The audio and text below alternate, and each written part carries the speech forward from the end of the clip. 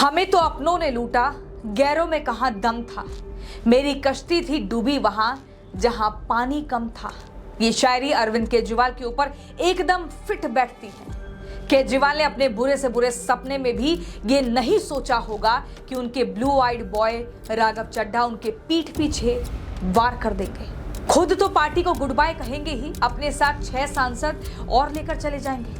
आम आदमी पार्टी छोड़कर बीजेपी में गए सांसदों में राघव चड्ढा, स्वाति मालीवाल, हरभजन सिंह, विक्रमजीत साहनी, अशोक मित्तल, संदीप पाठक और राजेंद्र गुप्ता शामिल हैं। तो क्या ये महज बगावत की कहानी है या एक सोची समझी सियासी साजिश? क्या राघव चड्ढा ने सिस्टम के खिलाफ आवाज उठाई या सिस्टम के साथ डील की?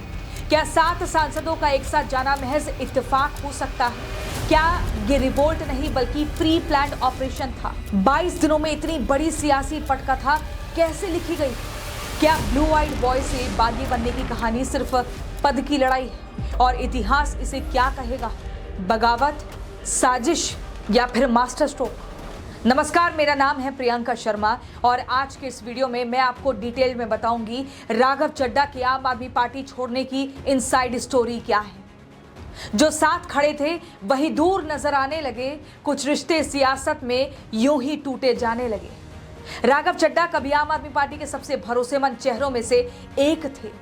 अरविंद केजरीवाल के करीबी, पंजाब रणनीति के अहम प्लेयर, टीवी डिबेट्स का यंग चेहरा, सब कुछ ठीक था या फिर हमें ठीक लग रहा था?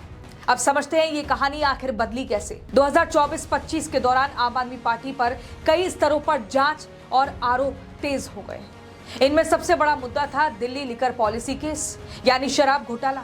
इसका असर क्या हुआ? पार्टी का पूरा नैरेटिव गवर्नेंस से हटकर डिफेंस में चला गया। हर बड़ा नेता या तो आरोपों पर सफाई दे रहा था या जांच एजेंसियों के चक्कर काट रहा था। पॉलिटिकल स्पेस सिकुड़ने लगा और यहीं से राघव चड्ढा जैसे नेताओं के सामने दिक्कत आई। वो नेशनल फेस बनना चाहते थे लेकिन पार्टी लगातार डूब रही थी। कहते हैं ना, जब घर ही सवालों में घिर जाए हर तरफ तो बाहर निकलने का रास्ता बदलना पड़ता है। अब आते हैं दूसरे पॉइंट पर। राघव चड्ढा ने धीरे धीरे पार्टी एक्टिविटीज से डिस्टेंस बना लिया। ये अचानक नहीं हुआ बल्कि स्टेप बाय स्टेप प्रोसेस था। मीडिया में उनकी प्रेजेंस कम होने लगी, पार्टी के बड़े फैसलों में उनका रोल घटता दिखा, इंटरनल मीटिंग्स और पब्लिक कैंपेन में उनकी एक्टिविटी कम हो गई। इसे पॉलिटिक्स में कहते हैं साइलेंट एग्जिट मोड, यानी नेता पार्टी छोड़ने से पहले खुद को धीरे धीरे अलग दिखाने लगता है ताकि बाद में शॉक कम लगे और नैरेटिव कंट्रोल में रहे। क्योंकि कहते हैं ना, रिश्ते एक दिन में नहीं टूटते साहब, खामोशियां पहले दरार बनाती हैं। अब सबसे अहम हिस्सा जब अरविंद केजरीवाल की गिरफ्तारी हुई तो आम आदमी पार्टी के ज्यादातर नेता खुलकर सामने आए, press conference, social media campaign और पॉलिटिकल अटैक के जरिए। लेकिन राघव चड्ढा के मुंह पर मानो जैसे टेप लगी हुई थी। वो लगभग खामोश रहे।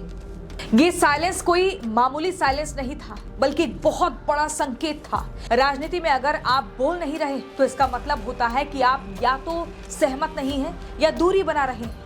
चड्ढा जैसे हाई प्रोफाइल नेता का चुप रहना सिर्फ अंदर की नाराजगी नहीं था, ये एक पब्लिक मैसेज था कि मैं इस लड़ाई का पार्ट नहीं हूँ। अगर वो खुलकर केजरीवाल के साथ खड़े होते तो वो भी उसी कानूनी राजनीतिक संकट में फंस सकते थे और अगर वो पूरी तरह विरोध करते तो तुरंत पार्टी से टकराव खुलकर सामने आ जाता। इसीलिए उन्होंने चुना तीसरा रास्ता, चुप रहना। यही साइलेंस पहला साफ संकेत था कि सब ठीक नहीं है।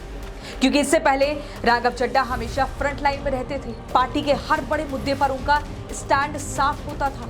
लेकिन इस बार ना समर्थन ना विरोध, बस दूरी। क्योंकि कहते हैं ना, कुछ फैसले आवाज से नहीं खामोशी से होते हैं। जो दिखते नहीं वही सबसे गहरे होते हैं। अब आते हैं कहानी के असली मोड़ पर। अप्रैल 2026 में राघव चड्ढा को राज्यसभा में डिप्टी लीडर के पद से हटा दिया गया।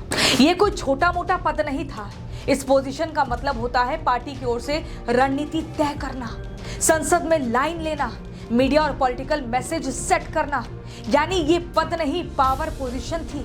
राघव चड्ढा को डिप्टी लीडर के पद से हटाने का मतलब था उनके बोलने का समय सीमित कर दिया गया, बड़े मुद्दों पर पार्टी की तरफ से उनका रोल कम कर दिया गया। संसद में कोई नेता कितना बोलते हैं इससे पता चलता है कि पार्टी उसे कितनी इंपॉर्टेंस देती है। और जब ये कम होता है तो मैसेज साफ होता है, तुम अब सेंट्रल फेस नहीं हो।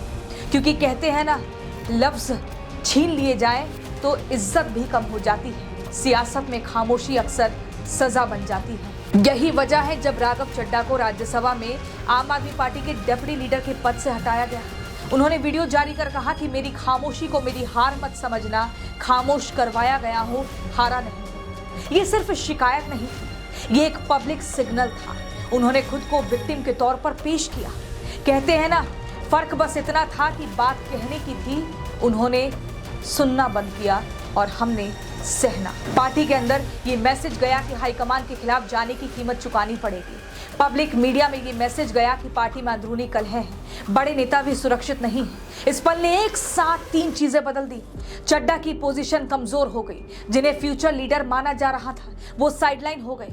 लड़कर रहना है से लेकर अब निकलना है तक का माइंडसेट हो गया। क्योंकि दोस्तों कहते हैं ना, जहां इज्जत ना मिले वहां ठहरना मुश्किल होता है, फिर चाहे रिश्ता कितना भी पुराना क्यों ना हो।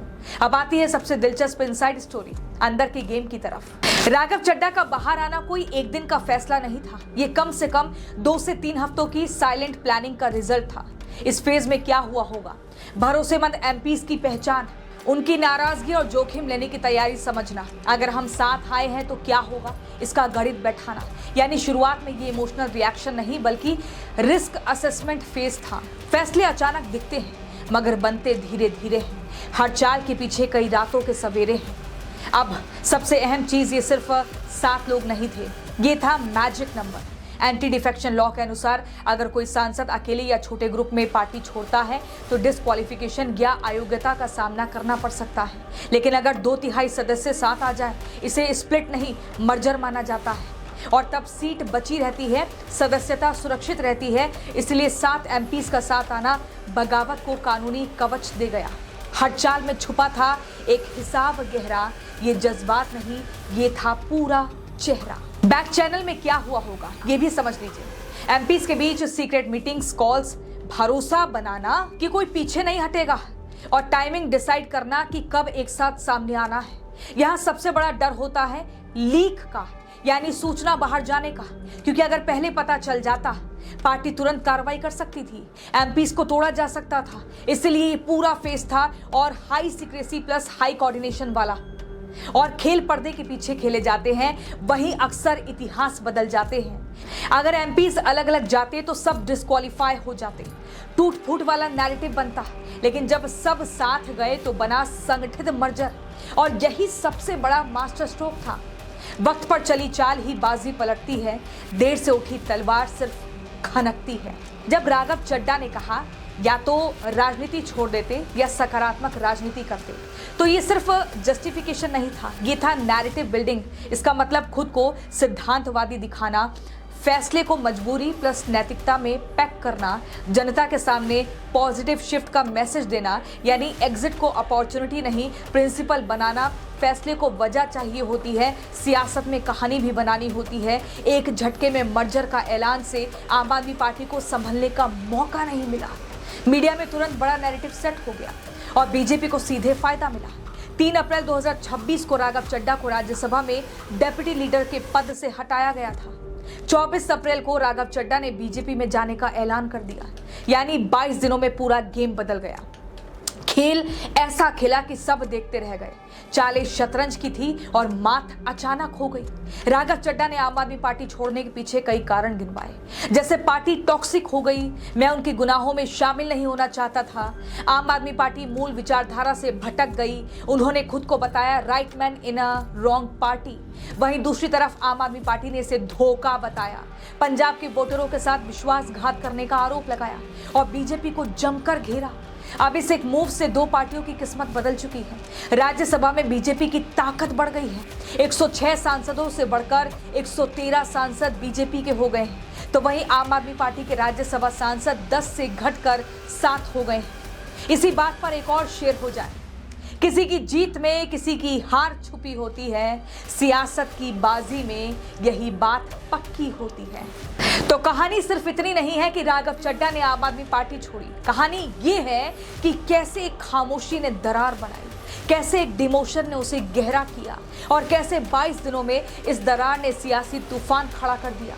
ये सिर्फ बगावत नहीं, ये था प्लान, पॉलिटिकल कैलकुलेशन और टाइमिंग का परफेक्ट कॉम्बिनेशन। जहां एक तरफ आम आदमी पार्टी इसे धोखा कहती है, वहीं राघव चड्ढा इसे सही फैसला बताते हैं। लेकिन सच शायद इन दोनों के बीच कहीं है, क्योंकि सियासत में ना तो हर बगावत मासूम होती है और ना ही हर फैसला पूरी तरह मजबूरी।